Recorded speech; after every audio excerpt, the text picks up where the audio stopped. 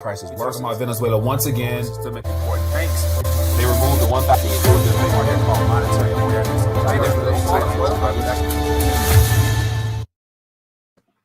All right, hope all is well. Just checking in for a quick RTD news update. Wanted to shine some light on some possibilities of things that might unfold in the next week or so. And I wanted to take a minute just to bring some articles to your attention before we get into the live stream at 4 p.m. But anyway, I think this is very very interesting information worth putting out there. So anyway, for those that are new to the community, welcome to RTD. Definitely looking forward to connecting with you on the live stream, as well as all the updates that are put up there. And make sure you guys, if you are new to the community, make sure you click that thumbs up button as well as the bell notification so you'll stay plugged in, and make sure you hit that subscribe button as well so you'll be notified when I do these little impromptu news updates. But wanted to jump in something real quick in reference to the ongoing de-dollarization process. And so a part of the whole Rethinking the Dollar message is to just shine light on how the world has already transitioned away from the Federal Reserve note and the primary systems that are in play, and to talk about what could come next. And so as we're witnessing the Ukraine-Russian narrative unfold, it looks like this upcoming week, I think there's going to be a G7 meeting of which the information in reference to how to rebuild Ukraine is becoming something that's worth paying attention to, because in my opinion, if the frozen funds, approximately 300 or so billion, actually is taken and utilized to rebuild Ukraine, it will be a further nail, I think, in the de-dollarization process, because the response by Russia will definitely shine more light on the lack of dependency on the current petrodollar system and everything related to it. So just jump right in. Just put together a quick little artwork here, just showing the collision right there, the collision of how currency is being utilized. And so we have dollars in the Ukrainian flag hand. Of course, we're witnessing, billions of dollars being funneled through Ukraine for all the globalist puppet agenda stuff on their itinerary. And then in Russia's hand, we have some euros there. And so it looks like a lot of the European nations, as a part of the West agenda to isolate Russia from the financial system, they've kept. So several European countries have frozen euros in their system that actually belongs to Russia. And so I think that within the next week or two, as the information I'm going to present to you will show, there could be some form of a unforeseen event, false flag event or whatever, that could further put distress on the markets as we're witnessing now. So I'm going to jump into a couple articles. Won't be long. As always, just want to share my 2 cents on some things, let you guys chew on the rest for yourselves. But for those that might be new, I want to make sure I point back to what I consider the de-dollarization process that I've been talking about for quite some time now. So you can get caught up with all this information leading to this point here from the link beneath this video here. And so just something to keep in mind if we have any people new to the community that may not know exactly what I'm talking about. All right, so let's jump right into it. Let me go back here. So here's an interesting article. And so a lot of these articles are articles that have been circulating for the last couple of weeks. But as I mentioned, next week will probably be a defining moment, because it's good to say that they're going to outright steal those funds. And they're doing it in the name of using the words reparations, which ultimately means a defeated country is responsible for repaying back all the damage, or repaying for all the damages and losses occurred by the state that quote unquote won. And so once again, the narrative we've been given out of Ukraine and Russia is completely is to be questioned, because I believe nothing I see on the mainstream, question everything I'm told, and until I actually see it for myself or experience it from more credible information, I don't believe it as is. So the mainstream media will have us believing that Russia is currently losing to Ukraine and all that stuff. Of course, this is all part of a much greater agenda. I believe that they're all working towards something in unity, and they're using these things as cover-ups. But as I mentioned, this could be another nail in the de-dollarization process. But just real quick, headlines here. It says, how the West can make Putin pay for what he's done to Ukraine. It says, devastation has left a significant financial hole to fill. Reparations could be the answer. So this was as a couple days ago. And of course, all the pictures we're seeing out of Ukraine show, buildings burnt and, all types of devastation over there. But then once again, if things are really so bad over there, how come Trudeau supposedly Pelosi and a lot of other celebrities, as well as politicians, happen to have made a trip over there to support Ukraine and to do whatever they did. So it's like, if it's really a war-torn region, I mean, apart from the Eastern Hemisphere, it could be a little war-torn, give or take. But Ukraine, on a whole, in my opinion, is nowhere near as bad as they want to make it, or they're trying to paint it. But then again, Russia's not really coming out countering this information. So that's how I say that they're all in this together, in a sense. But utilizing the words reparations, as if Russia are already lost and they're going to use the funds to fund the rebuilding process. But once again, Ukraine sees the rebuild costing $600 billion as it seeks global aid. So this article here just talks about the cost. And then if you were to confiscate or outright steal Russian assets, it equates to about 300 or so billion. So you'll still be short. And so in this article here, they talk about utilizing the IMF and having the IMF, pony up and donate. If each member state donated 10% from the IMF pool, they'll have enough to probably counter the difference of what they're not able to steal from Russia. And so we'll see. But as I mentioned before, U.S. is funneling all types of billions over there. So it's not about rebuilding a puppet state. It's more so about funneling those funds into the pockets and hands of entities that, as of right now, we can only suspect who they might be and who they are. But of course, our politicians are getting their pockets lined as well. But just to give you an idea of the cost. Next article here, or actually get to this next one. This is the main one here.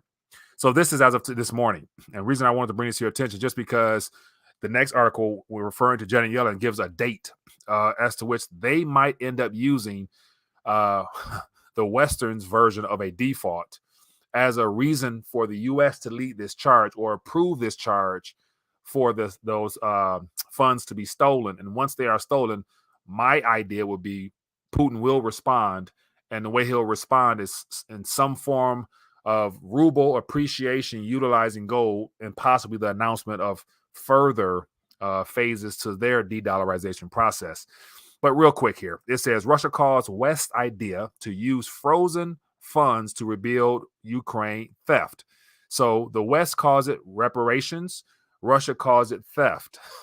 At the end of the day, this is more of the governing crisis what I'm referring to, because as of right now, the funds that have been stolen will not be given back in their entirety, just because that's not a part of the equation of trying to reset the monetary system. So all nations are going to try to get the last bang out of all their currencies before the digital versions or the rebranded digital versions are rolled out to the public.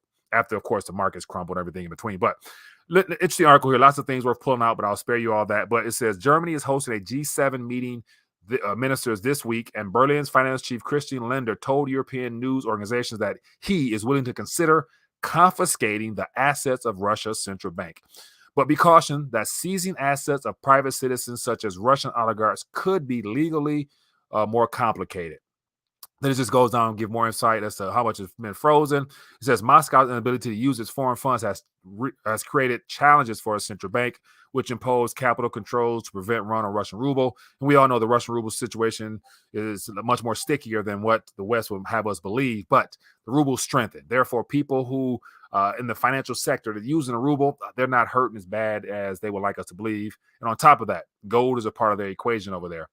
And it just talks more about how in the U.S. here, the United States has appropriated frozen foreign assets in the past. Although sending funds for third-party countries' use is unusual, talks about how Trump sees Venezuela's assets and used it for whatever.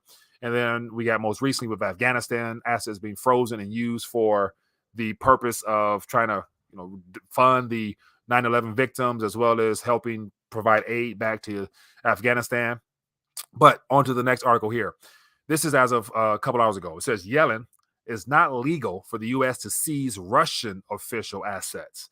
And so this plays into that the intentional default that I think they're going to put forth, and it has to do with a certain date. So it says the next payment is May 25th. So basically next Wednesday, the Treasury's Office of Foreign Assets, which extended a temporary general license to Russia to make due on their debt receipts. So it says here, Russia's finance ministry for the purposes of the receipt of interest, dividends, and maturity payments in connection with debt or equity. So basically what they're saying is, since March, the Treasury has extended a special exemption for Russia to be able to make due on their U.S. dollar-denominated debt, but yet that temporary exemption is set to expire May 25th. So, reason I say all that, if they allow the temporary exemption to expire, that means the repayment of dollar-denominated debt would go into official default in accordance to the way they would have wanted to play out, and then that would give the U.S. more than likely the grounds to come in and try to seize Russian assets from the Federal Reserve side, which would then be used as a catalyst to try to push the EU freezing things. So literally we can have 300 or so billion, how much ever it calculates, in all central bank parties stolen from Russia. Now, the question is, do you think Russia will just sit by and allow this to happen? My personal opinion is that they, meaning Russia and Putin and all those other people here, because they always seem to be one step ahead, given the fact they're tend to be chess masters over there. So what does this mean for the dollar?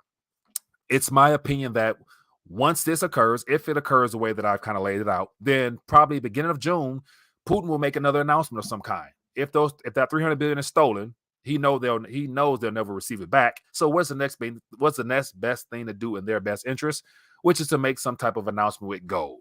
So we could see some type of furthering of the gold-backed ruble approach take place. And so they're basically just going to continue to escalate the move away from the Federal Reserve note system and slowly but surely reintroduce gold back into the equation, just because as of right now, everyone who knows how the monetary system works, they know that the underpinning of the monetary structure happens to be on something solid and stable. And gold, of course, is the ideal thing to use, and it has been for quite some time now. And so I just wanted to shine some light on this to let you know that as of next Wednesday, we'll see. It's a possibility that that temporary license is deliberately not renewed, therefore forcing Russia into a default according to the way that the West wants it to happen. And then a Russian ruble they were talking about wouldn't be accepted for U.S. dollar-denominated debt. Therefore, it puts the ground for Russia to have their assets frozen. And, of course, there will be a response. And then we'll also hear something about gold. So, once again, it just goes back to show that regardless of whatever is being presented to us, the underpinning of all that will be a run back to gold. And, of course, its little brother silver and all the other real-world assets will definitely see an appreciation in fiat terms. And so anyway, just wanted to check in for a quick minute before we go live at 4 p.m. Of course, lots of things to talk about there. I just want to get this quick rant out just to highlight some events that play into the much bigger picture, and it happens to be with the de-dollarization process. And so just, keep your eyes peeled, stay attentive to what's going on, because the financial markets are doomed. The economy's already rolled over. Now it's just a matter of, them trying to bring it down for some type of landing. But you can't land something that's on fire and burning, or a ship, or you can't dock a ship on the pier that already has taken on too much water and is bound to sink.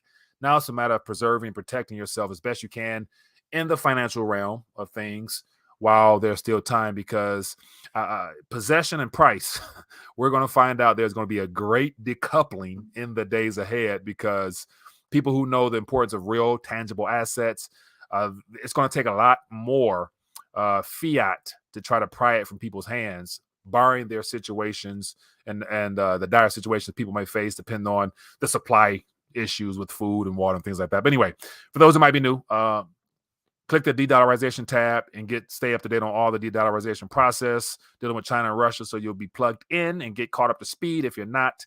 And other than that, back at it again in a couple minutes, 4 p.m. Bring your thoughts, ideas, suggestions there. Hit that thumbs up button if you don't mind. Take this video just for the sake of further educating people. Share it on your favorite social medias. And so once again, just playing your part, trying to inform people. But anyway, see you guys in a minute. Peace. The next recession. Recession will be a recession. We're going to hit a recession. The date of the next recession. A U.S.-only recession typically lasts 8 to 10 months. A crash is coming now, whether it's 6 months from now, 12 months, 36 months, no one knows. If you have the right plan to set up, you can make a lot of money from this.